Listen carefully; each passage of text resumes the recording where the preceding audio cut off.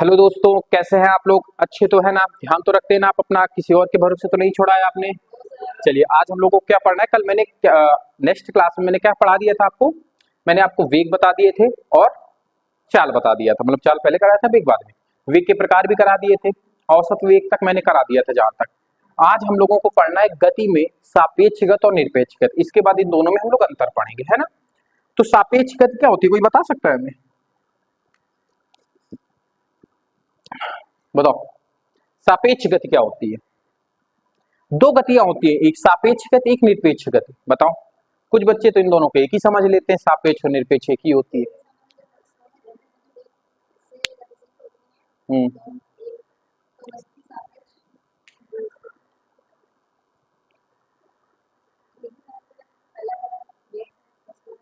ठीक है, आप समझना। देखो, जैसे अब मैं एग्जांपल से समझाऊंगा, आपको बेहतरीन समझ में आएगा, है ना? है ना? बात समझना गौर करके। जैसे आप ट्रेन में यात्रा कर रहे होते हैं, ट्रेन का तो नहीं, आप गाड़ी को ले लो। जब एक गाड़ी दूसरी को ओवरटेक कर रही होती है, तो दोनों गाड़ी मोशन में होती है, मतलब गति में होती हैं। दोनों गाड़ियां कैसी होती हैं? गति में होती हैं। और जब दोनों गाड़ियां गति में होती है, तो कभी कभी आपने देखा होगा, जैसे दो बसें हैं, एक बस आगे चल रही, दूसरी बस जब उसको ओवरटेक करती है, तो आप और उस खिड़की पे बैठा हुआ आदमी लगभग लगभग लगता है कि दोनों साथ में ही चल रहे हैं कुछ समय के लिए, है ना? और अगर गति बराबर कर दी जाए दोनों की, तो दोनों लगेंगे कि मैं स्थिर अवस्था में, वो भी देखेगा मैं स्थिर में हूं, वो भी देखेगा मैं स्थिर में हूं। तो उसी को एक वस्तु की गति दूसरी वस्तु की गति के क्या होगी? सापेक्ष वेग कहलाता है। नहीं समझ में आया आपको?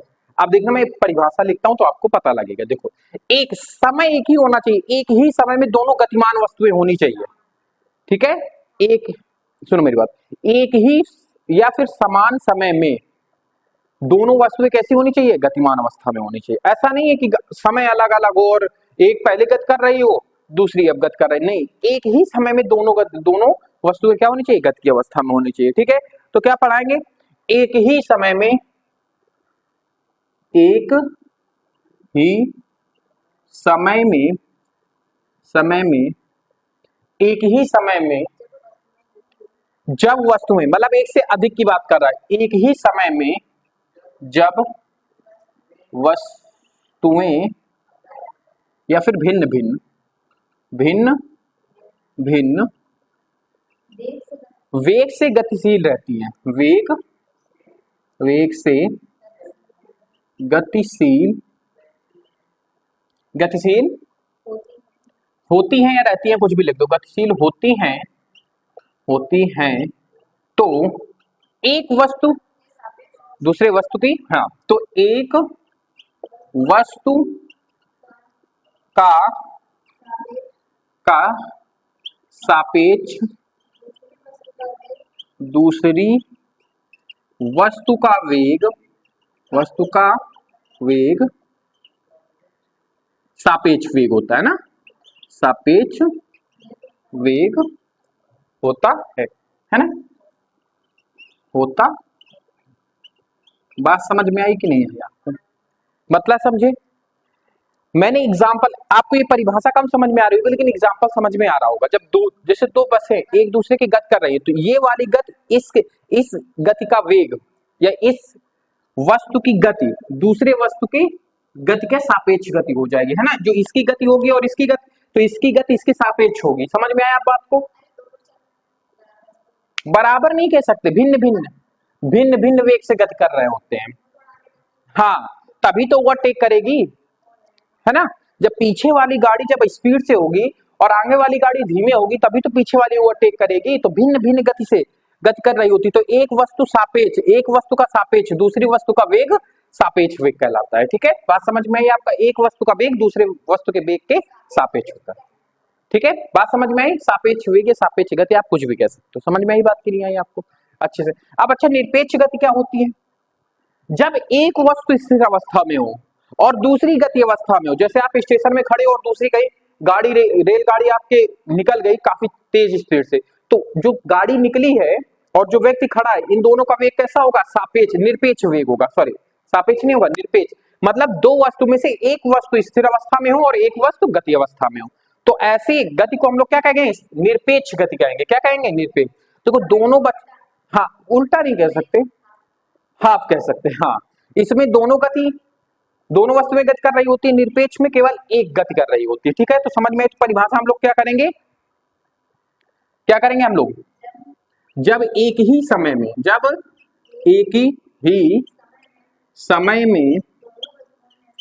में दोनों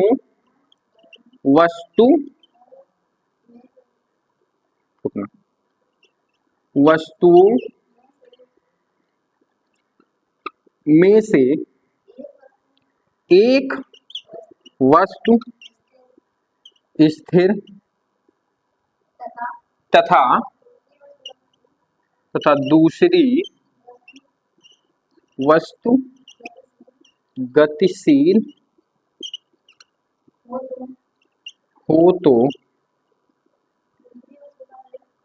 तो दूसरी वस्तु का वेग, हाँ, तो दूसरी वस्तु का वेग कैसा कहलाएगा? निरपेक्ष वेग कहलाएगा। निरपेक्ष वेग कहलाएगा।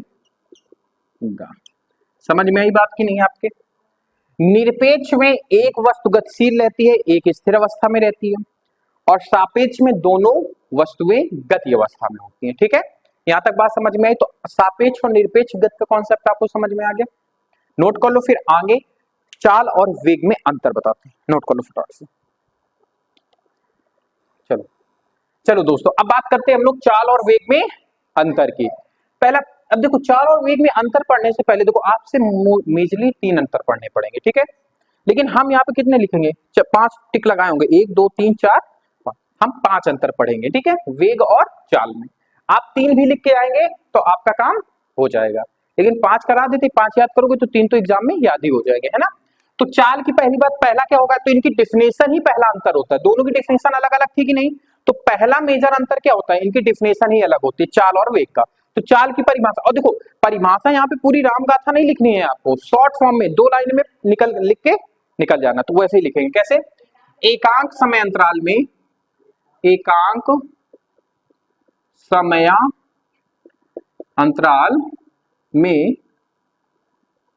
वस्तु द्वारा तय की गई दूरी चाल कहलाती है। पहला तो ये हो गया। वैसे वेग की भी परिभाषा हम लोग लिख देंगे। दूसरा, अच्छा, हमारा क्या हो जाएगा? दूसरा हमारा अंतर क्या होगा इसमें? चाल एक अदिश राशि। यह केवल किस पर निर्भर करती है? परिणाम पर। या फिर इसको भी एक पॉइंट बना सकते हो तो 6 पॉइंट हो जाएंगे आपके। और दोनों पॉइंट बना देते हैं। चाल एक कैसी है? चाल एक अदिश राशि है, अदिश राशि है। ये दिशा पर निर्भर नहीं करती है।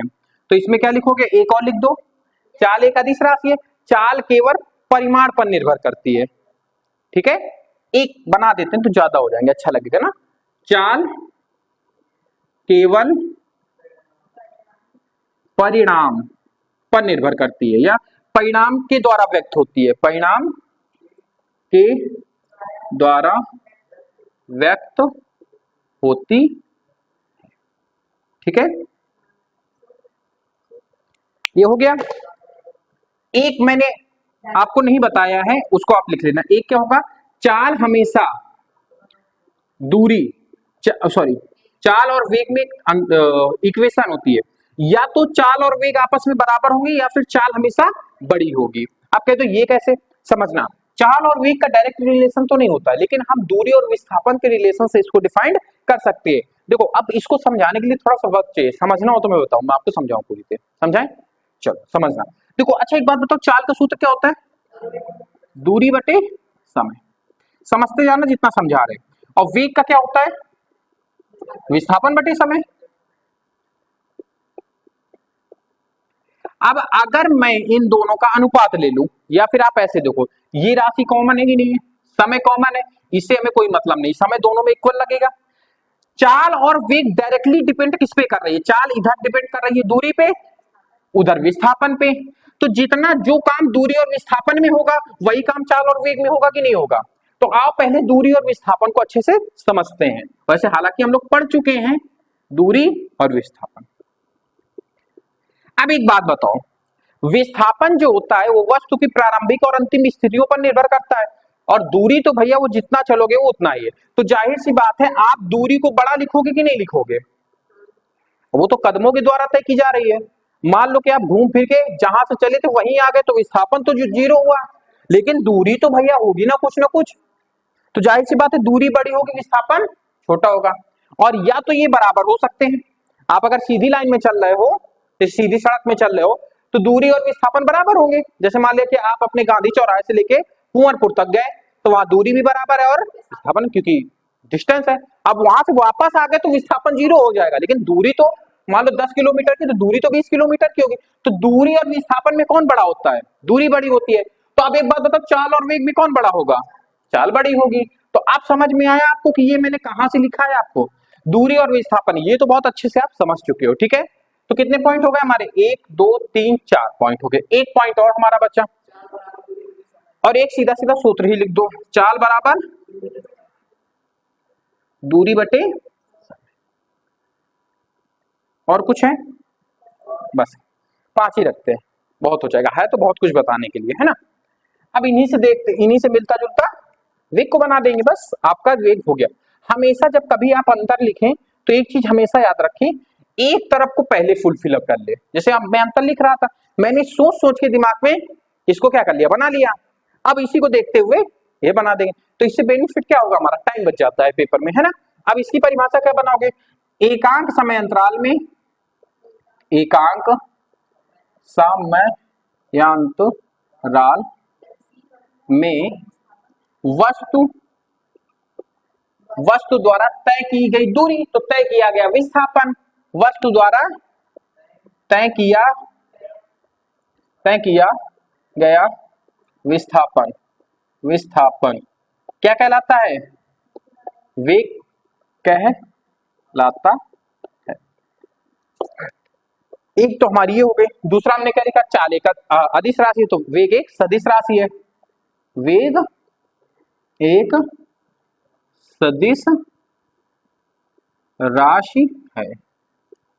चाल केवल परिणाम के द्वारा व्यक्त की जाती है, तो वेग परिणाम और दिशा दोनों के द्वारा व्यक्त किया जाता है। ठीक है, वेग परिणाम तथा दिशा दोनों के माध्यम से व्यक्त किया जाता है, किया जाता जा सकता है, किया जाता। ठीक है, अब फिर इसका जस्ट उल्टा कर दो, वेग, हाँ यार ये भी लिख सकते थे, ये तो मैंने एक पॉइंट छोड़ ही दिया, ये भी इंपॉर्टेंट है, इसको भी अभी लिख देंगे। देखो वेग छोटा होगा या बड़ा होगा किसके, चाल के। वेग बराबर क्या होता है, विस्थापन बटे समय। अब देखो वेग धनात्मक, ऋणात्मक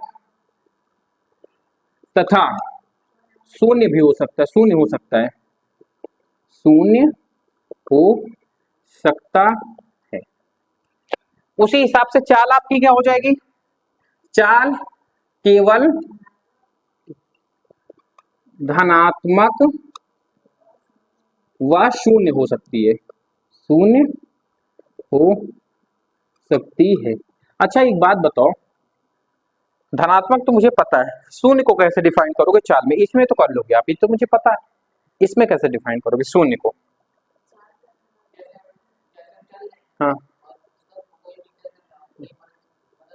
हाँ, नहीं ऐसा नहीं, जब वस्तु स्थिर अवस्था में होती है तो कोई दूरी तय किया उसने नहीं, तो उतनी समय उसकी चाल क्या होगी, 0, उसका वेग क्या होगा, 0, तो वहां पर चाल 0 हो जाती है आपकी। लेकिन जैसे ही हमने कुछ दूरी तय किया और कुछ समय भी लगा होगा, तो दूरी और समय का अनुपात चाल को डिफाइन कर देता है। समझ में आई बात आपको, कि ये शून्य कहां से हो जाएगा, धनात्मक तो पता है कि आप दूरी चलोगे तो धनात्मक आनी है चाल को, लेकिन शून्य। अब देखो ये इसमें वन लाइनर क्वेश्चन बहुत अच्छे से बनता है, कैसे, चाल कैसी हो सकती है, आपका एमसीक्यू में आएगा धनात्मक, शून्य, ऋणात्मक, इनमें से कोई नहीं, तो क्या लगाओगे आप, इनमें से कोई नहीं, क्योंकि चाल धनात्मक और ऋणात्मक दोनों हो सकती है। वेग, वेग किस प्रकार का हो सकता है? धनात्मक, ऋणात्मक, शून्य, तीनों। तो क्या लगाओगे आप? तीनों। तो समझ में आया। और एक आप दूरी और विस्थापन में वो लिख लेना अंतर, दूरी हमेशा बड़ी या बराबर होती है किससे? विस्थापन से। ये लिख लेना, दूरी और विस्थापन जब मैंने लिखा ना, नोट्स बनाए होंगे तो आप उसमें इंक्लूड करो। तो समझ में आया ना, वेग और समय में, वेग और चाल में अंतर। ठीक है, नोट कर लो, फिर नेक्स्ट क्लास बताते हैं आगे। चलिए दोस्तों, अब बात करते हैं हम लोग वेग परिवर्तन की दर, या फिर इसी को हम लोग त्वरण कह देते हैं। देखो ये बहुत इंपॉर्टेंट है आपका, क्या है ये? मस्ट है, इंपॉर्टेंट है। क्या है? इंपॉर्टेंट है ना। अच्छा, इसकी परिभाषा त्वरण क्या होता है? अच्छा ये बताओ। वेग परिवर्तन की दर को, हाँ हाँ, वेग परिवर्तन की दर को हम लोग क्या कह देते हैं? त्वरण कह देते हैं। मतलब किसी वस्तु की गति में यदि निरंतर परिवर्तन, वेग में निरंतर क्या हो रहा है? परिवर्तन हो रहा है, तो उसी को हम लोग क्या कह देते हैं? समय के सापेक्ष उसी को हम लोग कह देते हैं त्वरण। तो परिभाषा क्या लिखेंगे हम लोग? गतिमान वस्तु या फिर किसी वस्तु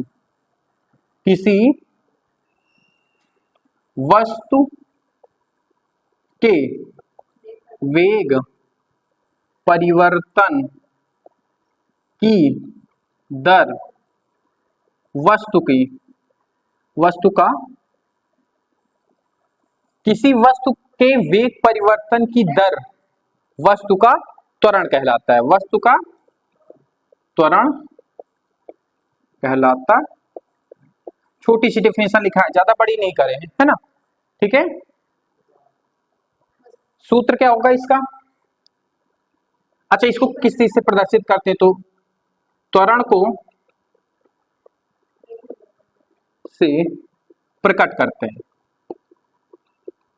या प्रदर्शित करते हैं, जो भी आप लिखना चाहो। ठीक है, सूत्र है तो त्वरण बराबर वेग परिवर्तन बटे समय। अच्छा एक बात बताओ, त्वरण के साथ किसका मेल करवा रहे हैं हम लोग? वेग का। तो त्वरण एक कैसी राशि हो जाएगी? सदिश राशि हो जाएगी। तो क्या लिखोगे? पहले मात्रक लिख लो, मात्रक। मात्रक क्या हो जाएगा? वेग का मात्रक क्या होता है? मीटर पर सेकेंड, और एक सेकेंड और है तो मीटर पर सेकेंड स्क्वायर। तो क्या हो जाएगा? Metre per second square. या तो ऐसे लिखा मिलेगा आपको, या फिर मीटर सेकेंड के ऊपर -2, या फिर पूरा पूरा लिखा मिलेगा। ठीक है, या फिर इसी को metre per second square, metre into second. एक मिनट नहीं, गलत हो गया, ऐसे। ठीक है, ऐसे। ठीक है, तो ये बहुत सारी चीजें आप जान दोगे। अब यहाँ पे क्या लिखोगे? त्वरण कैसा है? एक त्वरण एक सदिश राशि है, सदिश राशि है। क्या यहां तक बात समझ में आई? त्वरण एक सदिश सदिश है बेटा, सदिश है ना, मैंने बोला था ना आपको, सदिश राशि है, वेग के साथ हो रहा है। अच्छा, त्वरण में वाह आता है, वेग में भी वाह आता है। मैंने बताया था ना, जिन अक्षरों में वाह होता है वो 99% ही आपके क्या हो जाते हैं? वो सदिश राशियां। बस उसको छोड़ के, किसको? दाब को छोड़ के सारे क्या होते हैं हमारे? दाब एक अदिश राशि हो जाती है। ठीक है, इतनी चीज समझ में। अब अच्छा, त्वरण के प्रकार, वही घिसे पीटे 3 प्रकार जो आप लोग पढ़ते आए हो, क्या हो जाएंगे त्वरण के प्रकार? त्वरण के प्रकार डिफिनेशन इनकी नेक्स्ट क्लास में करवाएंगे। ठीक है, आज के लिए इतना ही रख देते, बाकी बातें करते हैं अगली क्लास में, है ना। त्वरण के प्रकार क्या होते हैं? 3 प्रकार के होते हैं। पहला समान त्वरण, समान त्वरण। दूसरा क्या होता है? असमान या फिर परिवर्तित